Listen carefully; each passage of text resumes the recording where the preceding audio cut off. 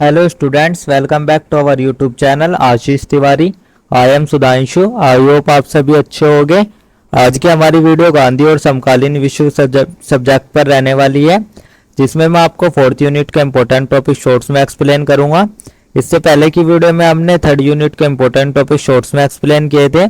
अगर आप हमारे चैनल पर फर्स्ट टाइम विजिट कर रहे हो तो चैनल को जरूर सब्सक्राइब कर लीजिए, जिससे आने वाले और चैप्टर्स की वीडियो की नोटिफिकेशन आपको टाइम पर मिले।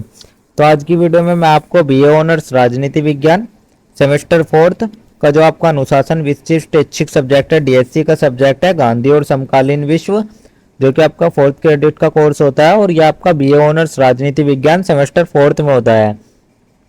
अगर आप किसी भी courses BA honours, BA programme, BCom honours, BCom programme और किसी भी सेमेस्टर से बिलोंग करते हो और आपके पास गांधी और समकालीन विश्व सब्जेक्ट है तो आप सभी ये वीडियो देख सकते हो, क्योंकि सभी का सिलेबस सेम होता है। तो चलिए अब हम आपकी यूनिट नंबर 4 स्टार्ट कर लेते हैं। तो आज की जो आपकी यूनिट रहने वाली है वो आपकी फोर्थ यूनिट रहनी है, जिसमें कि हम गांधी और राजनीतिक विचार के बारे में पढ़ेंगे, जिसमें हम आपका सबसे पहले स्वराज के बारे में पढ़ेंगे। तो चलिए अब आपको हम स्वराज देख लेते हैं। तो इसके लिए हम आपके सबसे पहले एक छोटी सी प्रस्तावना देखेंगे। प्रस्तावना में हम देखेंगे कि जो आपका महात्मा गांधी जी का उद्देश्य था वो स्वतंत्र भारत के साथ साथ एक न्यायपूर्ण और नैतिक समाज का भी था, जिसके लिए उन्होंने भारत केवल एक भूगोल का नहीं था बल्कि वह गांव की आत्मा से भी जीवित था। गांधी जी कहते थे कि जो भारत है वो आपका एक प्रकार का भूगोल ही नहीं है बल्कि वह गांव की आत्मा से भी जीवंत है। गांधी जी ने हमेशा भारत के ग्रामीण जीवन को देश की रीढ़ की हड्डी बताया और साथ ही इस चैप्टर में हम आपका गांधी जी के उद्देश्य के उन विचारों का विश्लेषण करेंगे जो कि उन्होंने ग्राम और नगर, ग्राम स्वराज, औद्योगिकरण और मशीनीकरण के संदर्भ में व्यक्त किया था। जो आपका ये चैप्टर है इसमें हम गांधी जी का आदर्श समाज एक ऐसा समाज था जो स्वावलंबी, नैतिक और विकेंद्रीकृत हो, इस बारे में हम आपके इस चैप्टर में पढ़ेंगे।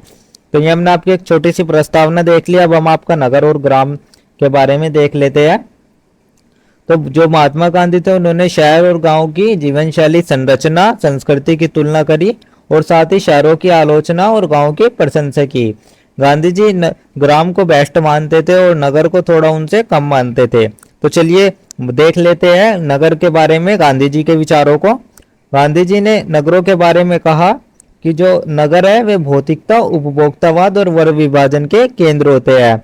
साथ ही नगरों में धनी गरीब के बीच गहराई खाई होती है, जिससे कि अत्यधिक जनसंख्या, प्रदूषण और नैतिक पतन अधिक, ये सभी आपका नगरों में होता है।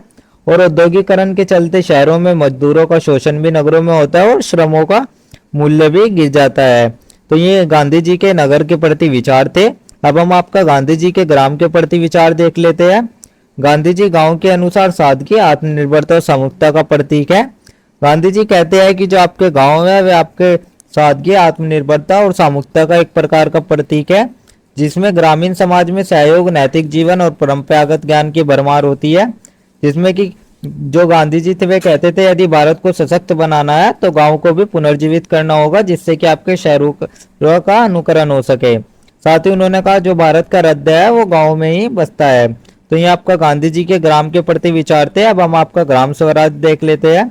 ग्राम स्वराज में गांधी जी की राजनीतिक और सामाजिक कल्पना का केंद्र बिंदु था, जिसका अर्थ था आपका गांव का आत्मनिर्भर, स्वतंत्र और नैतिक रूप से सशक्त जीवन।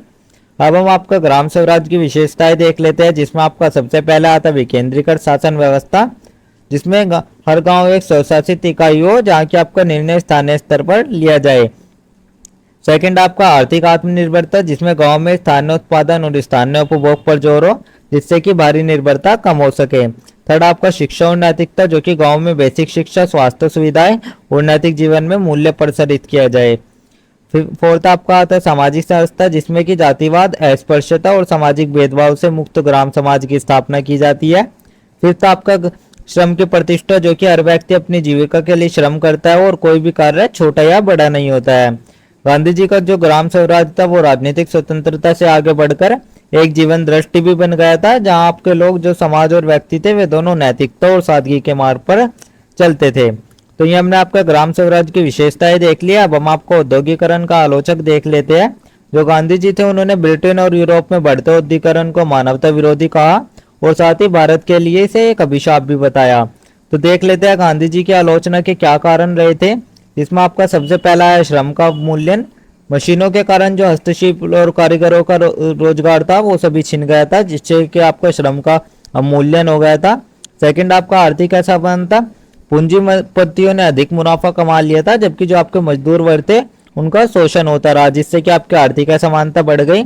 थर्ड आपका प्रदूषण और स्वास्थ्य समस्याएं, जो फैक्ट्रियां थी वे प्रदूषण फैलाने लगी, जिससे कि आपके प्राकृतिक संसाधनों का भी दोहन हुआ और प्रदूषण और स्वास्थ्य समस्याएं भी बढ़ गई।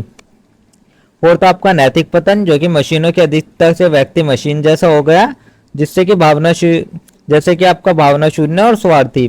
फिफ्थ आपका गांव का पतन, जो औद्योगिकरण था उसने ग्रामीण जीवन और ग्राम आधारित उद्योगों को नष्ट कर दिया। और साथ ही गांधी जी ने कहा औद्योगिकरण ने मनुष्य को मशीन बना दिया और आत्मा से काट दिया है। तो ये गांधी जी का आलोचना के कारण रहे थे। अब हम आपका मशीनीकरण का आलोचक देख लेते हैं। गांधी जी ने जो गांधी जी ने केवल भारी उद्योगीकरण ही नहीं बल्कि आपका मशीनीकरण की अवधारणा को भी तीव्र आलोचना की है। गांधी जी ने मशीनीकरण के बारे में समस्याएं बताई है, जिसमें आपका सबसे पहला आता है बेरोजगारी। जो मशीन थे उनके कारण जो रोजगार थे इंसानों के बेरोजगार छिन गए, उनकी जरूरतें कम हो गई क्योंकि अधिक काम मशीनों से ही होने लगा, जिससे कि आपकी बेरोजगारी बढ़ी।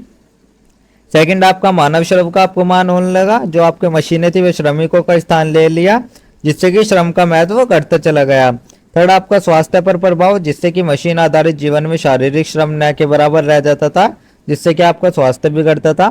फोर्थ आपका मानव संबंधों में कटाव, जो कि मशीन थी उन्होंने सामाजिक और मानवीय संबंधों को कमजोर किया। तो ये आपका हमने मशीनीकरण के अनुसार जो गांधी जी की समस्याएं थी वे बता दिया। अब हम आपका गांधी जी का समाधान देख लेते हैं। उन्होंने सबसे पहले बताया मानव केंद्रित प्रौद्योगिकी, ऐसी मशीनें जो मनुष्य की सहायता करे न कि उसे बेकार करे। सेकंड आपका चरखा या खादी, मशीनों के मुकाबले ऐसे उपकरण जो रोजगार दे और नैतिक संतुलन भी बनाए रखे। थर्ड आपका गांधी जी ने कहा कि मुझे कोई ऐसी मशीन नहीं चाहिए जो मनुष्य को आलसी बना दे। तो ये हमने आपके गांधी जी का समाधान भी देख लिया। अब हम यहाँ पर आपका एक छोटा सा निष्कर्ष देख लेते हैं, जो कि आपके आंसर राइटिंग में बहुत अधिक उपयोगी साबित होगा। निष्कर्ष में हम देखते हैं कि जो महात्मा गांधी की दृष्टि थी वो एक सच्चा विकास था, जिसमें कि आपका मानव गरिमा, नैतिकता, सामाजिक न्याय और आत्मनिर्भरता थी।